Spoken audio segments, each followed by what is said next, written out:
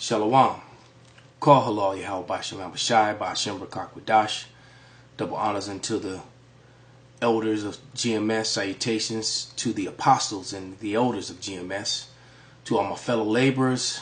To all the Akwaf, the confusion of face joined unto our ranks. To them I say Shalom. It's your brother Malcolm coming at you with another lesson. And I'd like to start with the scripture, jump right into it. And the first scripture is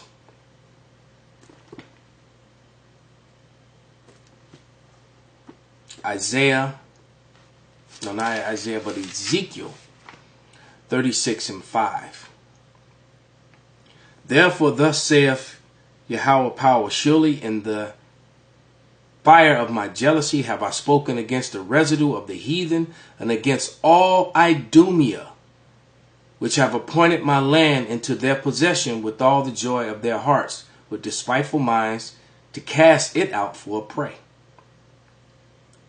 Prophesy therefore concerning the land of Israel, and say unto the mountains, and to the hills and the rivers, and the valleys, thus saith Yahweh power, behold, I have spoken in my jealousy and in my fury, because ye have borne the shame of the heathen. Therefore thus saith Yahweh power, I have lifted up my hands, surely the heathen that are about you, they shall bear their shame. And the shame of the truth coming out about Netanyahu, about Donald Trump, about these Edomites, these Idumeans, which is the Greek way of saying Edom, which are the red Hebrew Edomites, which are the people that you're looking at upon the screen. The Bible prophesied that the Edomites would appoint the Holy Land into their possession, and they have. And now they claim to be the people of the Lord.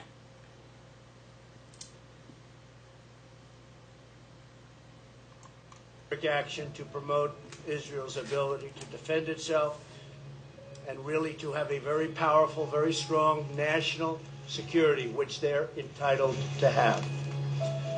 In a moment, I will sign a presidential proclamation recognizing Israel's sovereign right over the Golan Heights. The state of Israel took control of the Golan Heights in 1967 to safeguard its security from external threats. And a lot has been written about what happened in 1967 and why the war broke out, and who actually started the war and why. Now, the myth that we're told about this, or the story I should say that we're told about the 1967 war, is that once again Israel was attacked by three massive armies intending to destroy it. And once again, miraculously, we, the Israelis, prevailed. My father says this, and several of the other generals say this, in their attempt to convince the cabinet to start the war. And that is that the Egyptian army is not prepared for war, and therefore we must attack now. In fact, they said the Egyptian army needs at least 1.5 to 2 years before it will be prepared for war. So we have a tremendous opportunity now to once again, this will be the third time, to destroy the Egyptian army. Not only are they not talking about an existential threat, they're not talking about any threat. They're talking about an opportunity, a military opportunity to once again defeat the Egyptian army. The generals, of course, won the day. The government gave them the okay to start a preemptive strike against Egypt. The Egyptian army was decimated in a couple of days. The Sinai Peninsula was conquered once again. The Gaza Strip was conquered. And the generals wanted more. They wanted the West Bank, and they'd wanted the Golan Heights for a long time too, because it's high up above the Galilee, and there's lots of water there. And they took that as well. The Israeli army defeated and destroyed 3 Arab armies, conquered the West Bank, the Golan Heights, the Sinai Peninsula, the Gaza Strip, killed over 15,000 Arab soldiers at a loss of 700 soldiers to the Israeli army. And all this was done in 6 days as Arab armies were attacking them.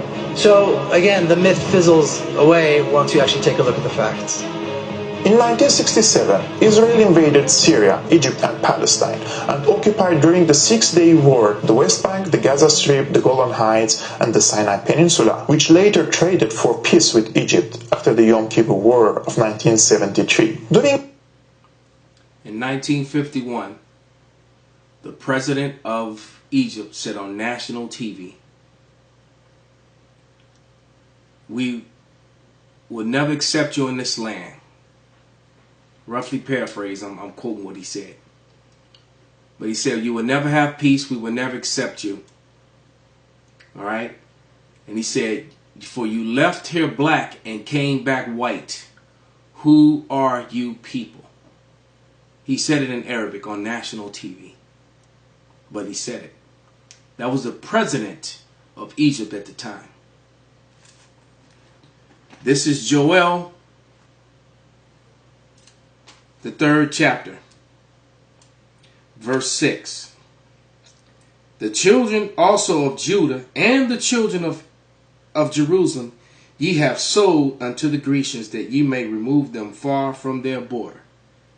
That's talking about the transatlantic slave trade, when both what started with the Northern Kingdom, the so-called Hispanics and Native Americans, and finished with the tribes of Judah, Benjamin, and Levi, which were mostly refugees in the west coast of Africa at that time.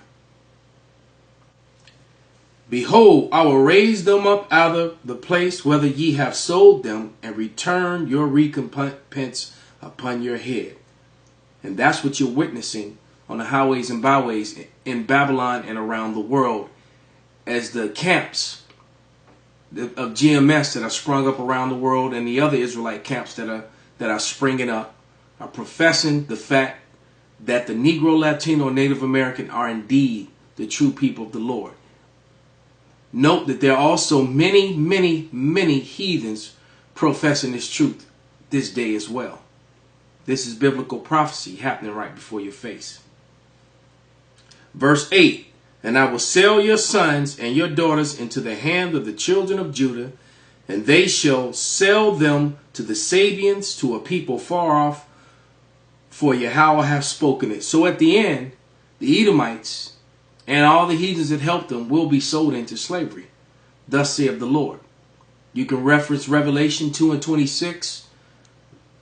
And you could also reference Psalms, the 2nd chapter, like verses 1 through 8, for that fact.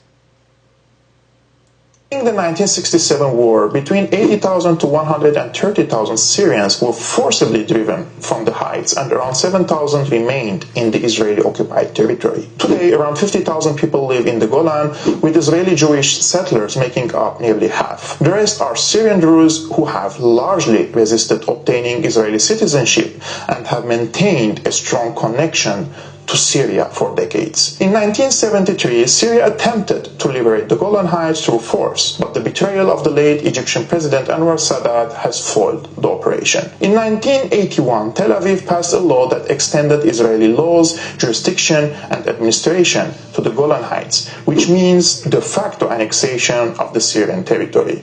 So Tel Aviv passed this law. This is Zechariah 9 and 6. And a bastard shall dwell in Ashdod, and I will cut off the pride of the Philistines. Ashdod is a port city near modern-day Tel Aviv. And the Bible prophesied that a bastard would dwell in the land of Ashdod. So now we have 3 prophecies in the Bible which told you that the land of Israel will be parted by heathens. And it told you that those heathens, it told you who they were.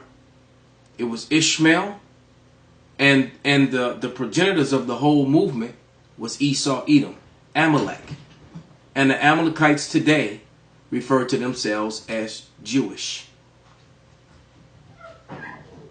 Golan Heights law is not recognized internationally and was declared null and void and without international legal effect by the United Nations Security Council Resolution 497 in 1981. UN Security Council Resolutions 242 and 338 also called for complete and immediate withdrawal of Israel from the Golan. The successive American administrations also referred to the Golan Heights by occupied land, but Mr. Trump wants to change this situation in favor of Benjamin Benjamin Netanyahu before the embattled leaders bid for a fifth term in hotly contested elections scheduled for April 9. A big oil deposit has been found in the occupied Golan Heights with enough reserves to last Israel for decades. This potential production may reach billions of barrels while Israel consumes 270,000 barrels per day. The American Genie Energy Company pursued the illegal oil exploration project in the occupied Golan Heights. New Jersey-based Genie Energy is digging for oil in Syria,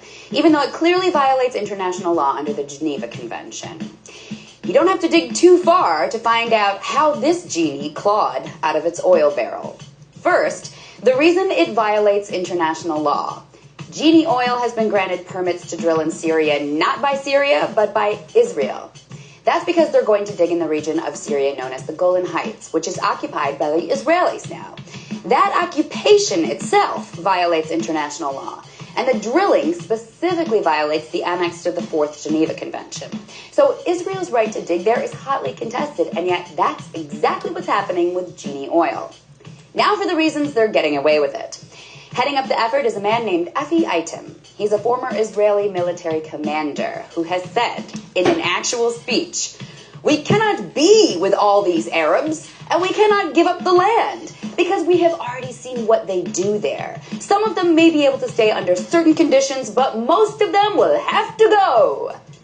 So this anti-Arab Israeli is heading the charge for Genie Oil to drill in Syria.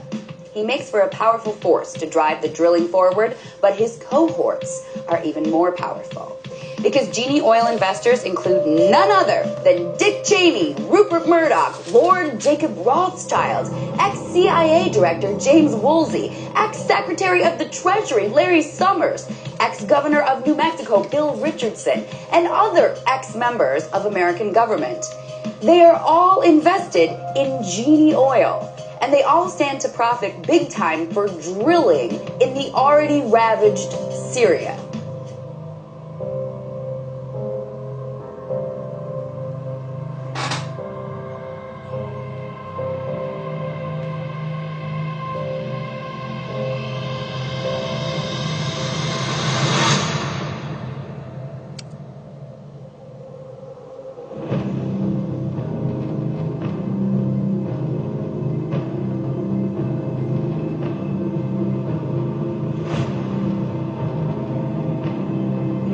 I can best handle ISIS. Believe me. We'll take care of ISIS. We're going to take care of ISIS. Bomb the oil, take the oil. Bomb the oil, take the oil. Just take it, right? Isaiah 33:1. Woe to thee that spoilest, and thou was not spoiled, and dealest treacherously, and they dealt not treacherously with thee.